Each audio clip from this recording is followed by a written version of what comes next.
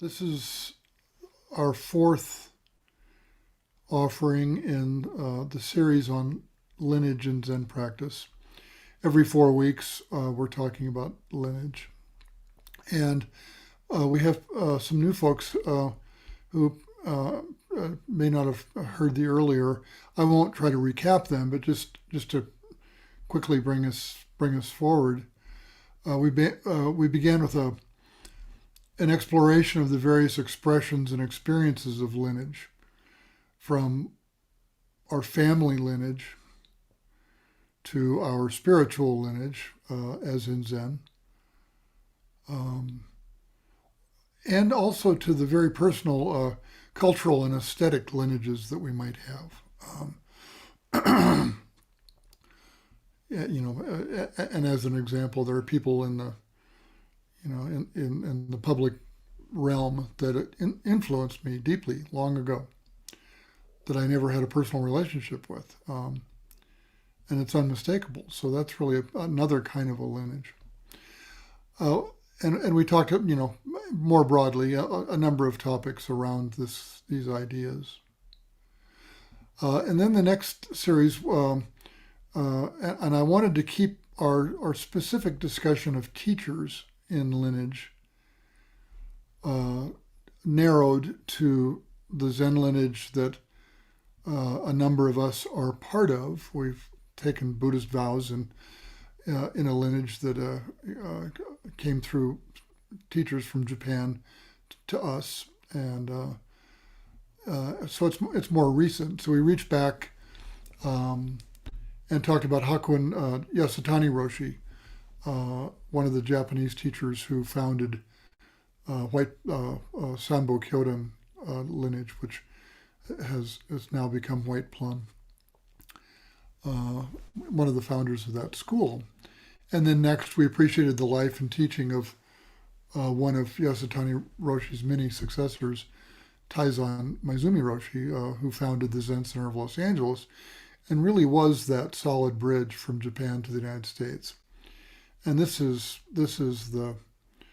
the extraordinary story in American Zen of the various ways that Zen came here from Korea or China or Vietnam, or in our case, Japan, and got foothold and then grew and then began changing. So with Maezumi Roshi, we got to see how the unique elements of this lineage carried forward. And some of those are the blending of Soto and Rinzai practices, a focus on what we call householder or layperson practice versus monks in monasteries.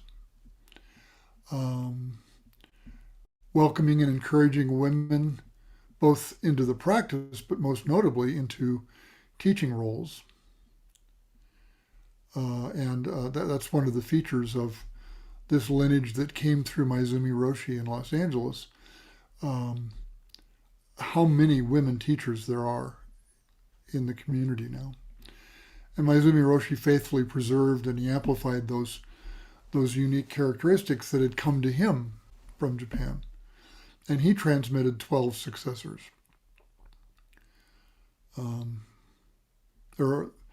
From those 12 successors came over 200 teachers. So tonight I want to talk about Gerry Shishin Wick Roshi, who was one of those 12, and appreciate a bit of his life and teaching. And we don't have much time, so this will be somewhat compressed, but I'll try to share things that'll be of interest. Here's a quote, a recent quote some of you have seen, and this is from a talk Roshi gave. And by the way, for some who don't know, Shishin Roshi is one of the abbots at Great Mountain Zen Center in Berthoud, not 40 minutes from where I'm sitting.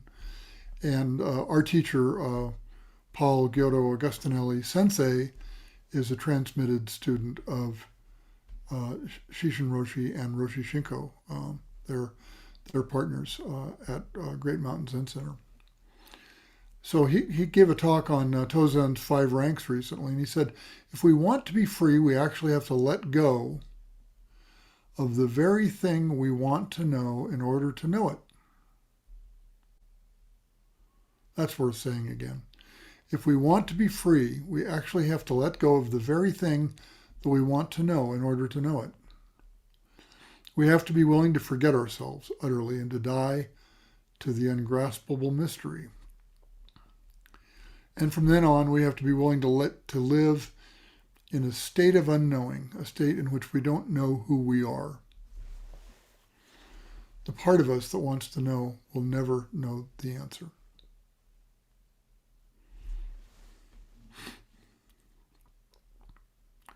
I wanted to start with his words rather than mine.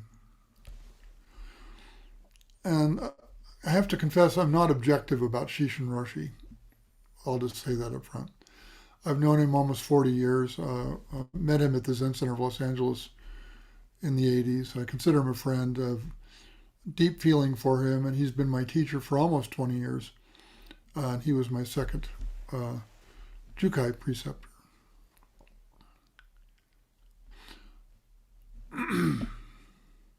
So when I fully lean into my subjectivity, and with your blessing, I really encouraged everyone here to visit Great Mountain Zen Center in Berthoud, to meet Shishin Roshi, to listen to his Dharma talks, which you can do virtually or even on recordings,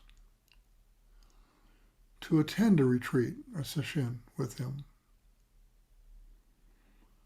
And most intimately, go into Doksan and meet with him. Doksan is Japanese term for personal interview. Go into Doksan with him and talk to him. We have a profoundly rare opportunity to experience a powerful, compassionate, and insightful Zen master right here. He's 80, so don't waste time.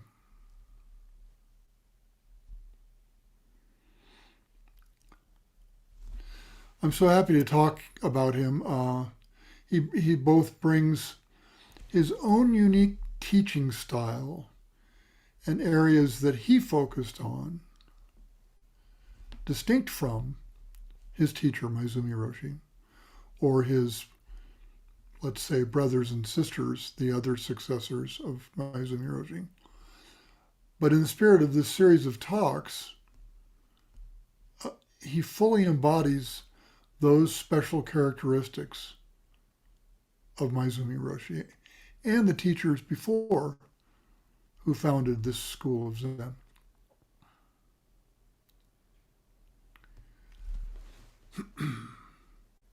So just a few, and I try to keep my comments in these talks from being sort of stiff recitations of history.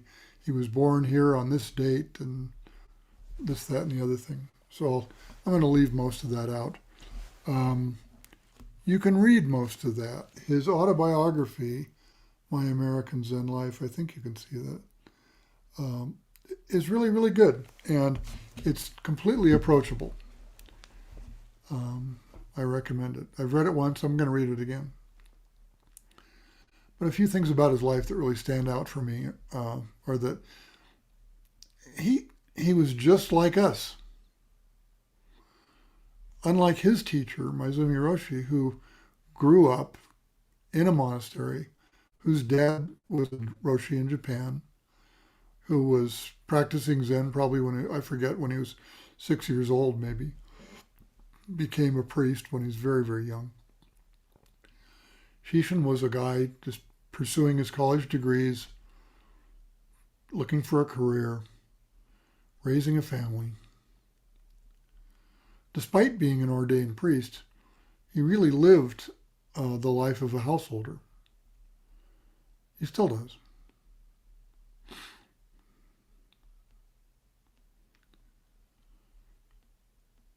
He's consistently supported women in the practice. We'll talk about this a little bit later on. But again, this is one of the characteristics of this line or lineage of Zen practice, the prominence of women. One, two, three, maybe four of the other women who are successors of Maezumi Roshi were friends of Shishin's in San Diego, and they really kind of came up together. I'll mention that again later. And then third, along with his partner Roshi Shinko, he brought in an approach to practice that embraced the emotional and the shadows that we all carry around, which was really unique from his teacher. His teacher decidedly did not. You didn't go into Doksan with Maezumi Roshi and talk about your emotions, how you felt, or what a jerk your boss was. He didn't do that. So he was and still is a regular guy. He watches football. I've had a glass of scotch with him. He gets angry at political stuff. And he's just eminently approachable. He came to Zen and I can't say how many, but like many of us, and I'll include myself here, he came to Zen like a lot of us did in the larger culture through LSD and a book and the counterculture. I talked to him just the other day, and I had the pleasure of being able to ask him some questions. And I asked him about his first contacts, and he said, I was interested in states of mind at UC Berkeley. I took psychedelics. I read the 3 Pillars of Zen. And this part I had forgotten. I went to a concert in the Panhandle in the Golden Gate Park in the 60s. And this might have been the Human Bee-In, if anybody's up on 60s history. And he said bands were playing, the Grateful Dead, Jefferson Airplane, Country Joe and the Fish, and in between sets, Suzuki Roshi would talk. And I couldn't understand a word he said, but it was compelling. So I went to the San Francisco Zen Center, and this was before they had moved to the grand building on Page Street. This was on Bush Street in San Francisco. And he said, I had a terrible time. I hated it. I was an athlete. So my body and my mind both rebelled. And I really, really, really struggled. And, at a number of points, Roshi's been, really at kind of ground zero. He said Richard Baker was there, Mel Weitzman was there, Jakusho Kwong was there. And he said, I sat a lot there at Bush Street. I think after he graduated UC Berkeley, and by the way, he's a PhD in physics, so that's kind of where the education part goes. We won't go into that. But he graduated Berkeley and went to London to go to college, for graduate school, and ran into, probably looked up Sochu Roshi, and who was a successor of Soen Nakagawa, and practiced with Soen Nakagawa in London. And any of those familiar with the literature, Christmas Humphreys was there at the same time, and he said, I really learned how to sit from Soen Roshi, which is really interesting that he identifies kind of one influence. So he went on to raise his family, earn a PhD. He took on prominent jobs in academia, living in San Diego, south of LA. And he regularly came up to LA to the Zen Center for Sesshin in a car with Joko Beck, Chosen Bays, Myoyu Anderson, all of whom became important women successors of Maezumi Roshi later.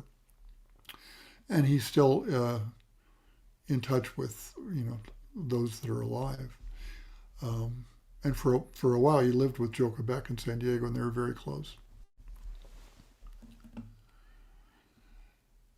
It was really helpful to talk to him about some of these things because I perhaps, I don't know, I can't speak for anybody else. Anytime I have difficulty or, my job gets in the way or financial trouble or whatever it might be, I think it's pretty unique. Roshi didn't have this trouble. Well, he did. He had all these troubles. I asked him, was it difficult to practice with career and family? And he said, I just had to set priorities. A point came where I only associated with people who supported my practice. I really changed who I hung out with. I lived with Joko for a year, and we both worked at UC San Diego. But every vacation I did Sesshin. I had kids. I was separated. My intensity for academics began to wane, and I tried to get a teaching job in LA so I could sit at Zen Center Los Angeles. I had to pay child support, so I went on staff there. And I devoted my life to being a Zen practitioner. And I moved to LA. And he said, really, the bottom line is priorities, and these are my words, is choosing. Setting an intention and choosing. Making a vow, maybe you might say.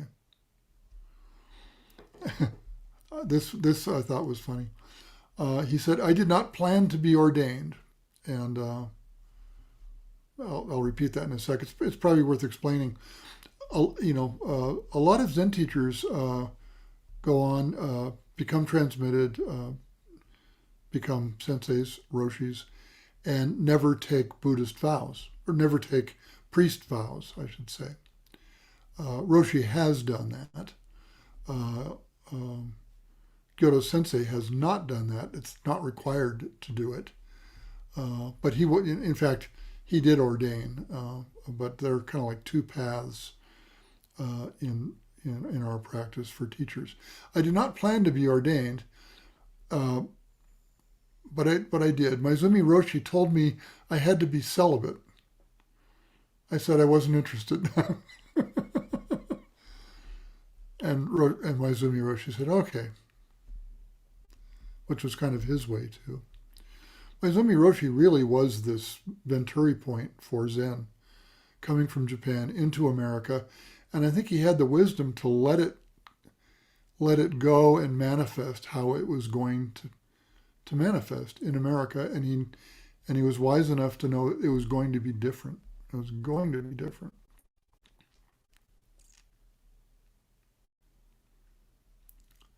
We mentioned Maezumi Roshi's profound errors last time we talked about lineage.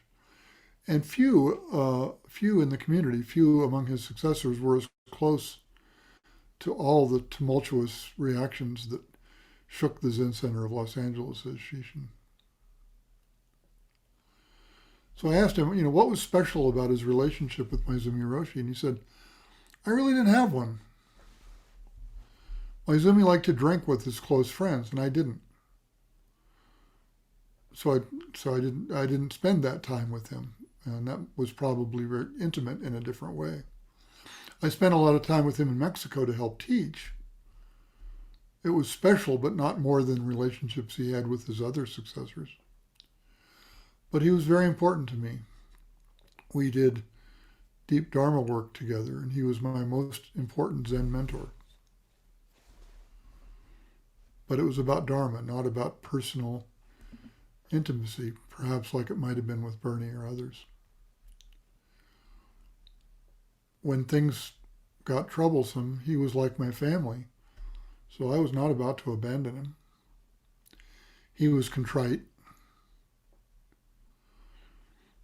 I have three important mentors in my life. My dad is one. There was a professor, an oceanography professor in graduate school, who's another one. And the third one is Maezumi Roshi. And coincidentally, they all died at 63 years old. So I always felt I had to get things done before I turned 63. He kind of twinkled when he said, I'm 80 now.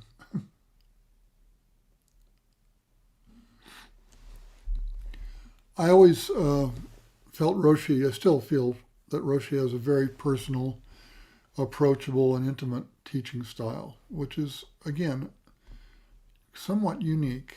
Not all teachers have this. And I wondered what he would say about his approach. And he said, helping people deal with emotional ups and downs. That's what's unique. We created the Great Heart Way, which is all about emotional content in the shadows. I never once brought emotional stuff into Doksan with Maezumi Roshi. And kind of as an aside, I got to imagine he went in for Doksan with Maezumi Roshi, I don't know, 1,000 times, many. He said it just wasn't done.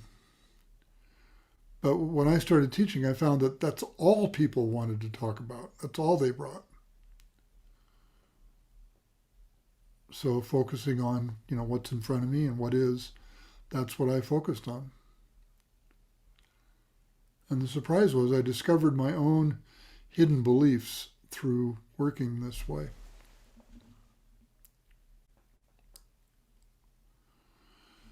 A couple of just individual anecdotes about Shishin Roshi. The first one is me, personally. About a dozen years ago, I had a profound experience with Roshi. I'd been away from the Zen Center and practice for a while. I can't remember how long. A year even, perhaps, maybe more. I was a bit estranged. I had an attitude. Nothing about him. And in my personal life, I ran into some big trouble. My life got upended,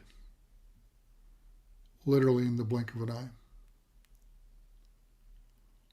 I was in a tight spot for sure. And it was my fault.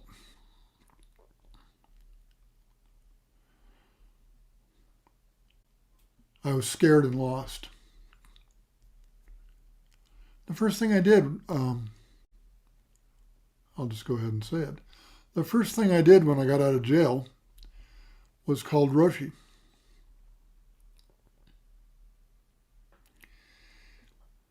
And even after I'd walked away without being very courteous, he welcomed me,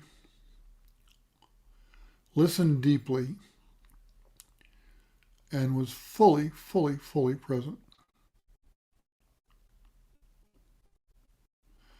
Of course, he didn't tell me what to do. He offered no prescriptions or advice whatsoever, but his mere presence was utterly soothing. And of course, I returned to practice. Another friend who's been a Zen student a very, very long time and a student practicing with Roshi for going on 20 years, said, I've studied with Shishin Roshi for many years. There is an unusual aura about him. He is highly attuned to the present, but in a different way than most of us, in that he focuses solely on the matter at hand. Nothing is extraneous or trivial. He is serious, but he accepts humor. He is straightforward and clear. As a teacher, he is strict but generous. So many times he replies to my weak, unconvincing presentations by gently saying, dig a little deeper. Or, just look at what the words say. Simple instructions, but oh so challenging. End of that quote. Everybody's heard this. I think I even gave a talk about this expression, but it's so good, it bears repeating. My favorite of Roshi's teaching expressions is just keep going. Just keep going. And the other day when I talked to him, I asked him to say more about this. And it's funny where he started. He said, Woody Allen said 90% of success in life is just showing up. Consistent meditation practice. Determination. Let go. Take the next step. There's always going to be someone smarter than me. There's no place we can rest in this practice. It's easy to be discouraged. Just keep going.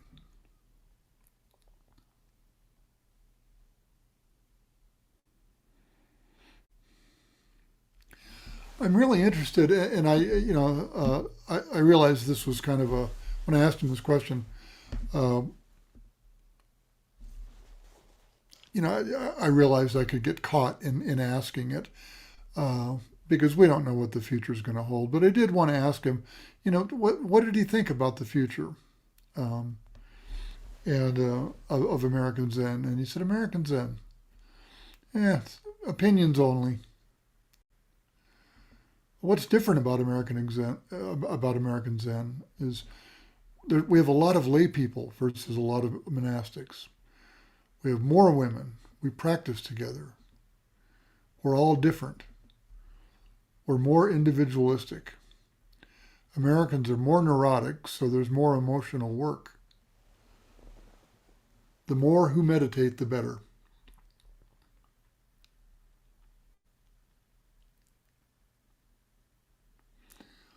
Even in White Plum, there's maybe 200 teachers and maybe about the same number of centers around the world.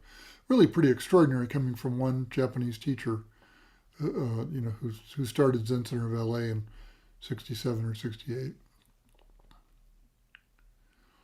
said in the Tang Dynasty, there were really only, there were thousands of monks, but we only really know of a relative few of those.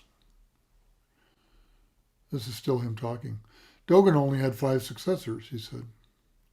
So every few generations, someone will really stand out and revitalize like Hakuin did, or like Yamada Roshi and Yasutani Roshi did, century later. As long as people continue to meditate, it'll continue. The students always need to exceed the teacher.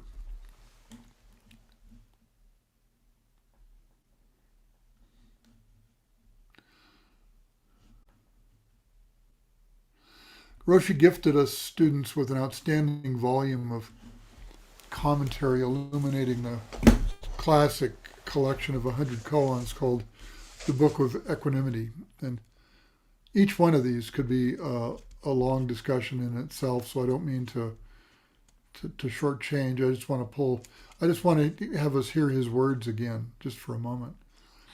Roshi's comments are profoundly illuminating and encouraging. And this is from case 53 called Obaku's Dregs. I'll just read the main case and then a couple of short comments of Roshi's. The main case is, attention. Obaku addressed the assembly saying, all of you, without exception, are eaters of wine dregs. Go on pilgrimage here and there. When will there ever be a day for you? Don't you know there are no Zen teachers in all of Tang China? At that time, a monk was there, stepped forward and said, what about those everywhere who have disciples and lead assemblies? And Obaku remarked, I don't say there's no Zen, just that there are no teachers.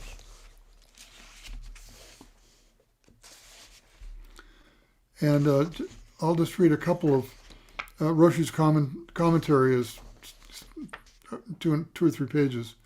I'll just read a couple of short pieces from that, keeping my eye on the time. Our practice is about letting go of that habit-ridden consciousness.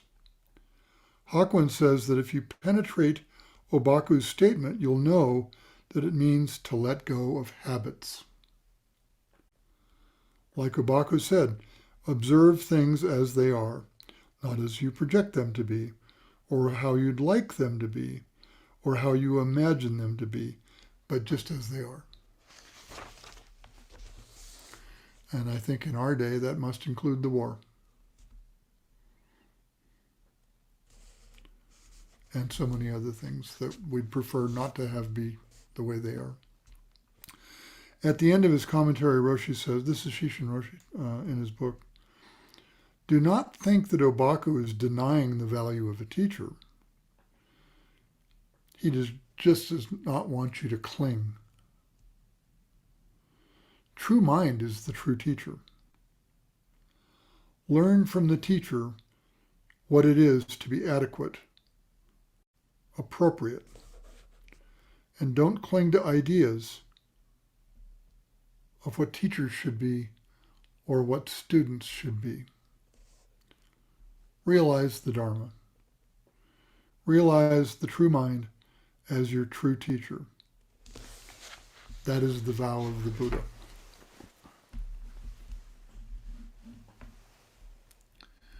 I'm going to wrap up here just with a couple of things. I want to finish with some more of Roshi's words. I love this passage from the end of his autobiography, and it surprised me how perfectly he speaks to the notion of lineage and interestingly, he speaks to the future a little bit too. And he said, when enough people are willing to use meditation to take a deep look at themselves, we will reach a critical mass that starts to tip the scales so that the 5 poisons are transformed into the 5 virtues of patience, generosity, humility, equanimity, and passion. What is that number of people needed to bring about this collective awakening? I don't know. I teach one person at a time. 1 becomes 2, 2 becomes many. As I told my Mexican students 35 years ago, poco a poco se va lejos. Little by little, one goes a long way. I love that. And I think what he said is a perfect expression of lineage. How we go on. And in the lineage of Shishin Roshi and before him, Maezumi Roshi, Yasutani, Harada, and all the 80-ish, 75 ancestors before, that all continues right through Shishin Roshi, Roshi Shinko, our teacher here at Eon Zen Center, Gyodo Sensei, Tetsuro Sensei, and Yugen Sensei. These are his 4 successors who will carry this practice forward. So to conclude and wrap this up, as Roshi might say, do your best. Just keep going. Thank you all so much for listening.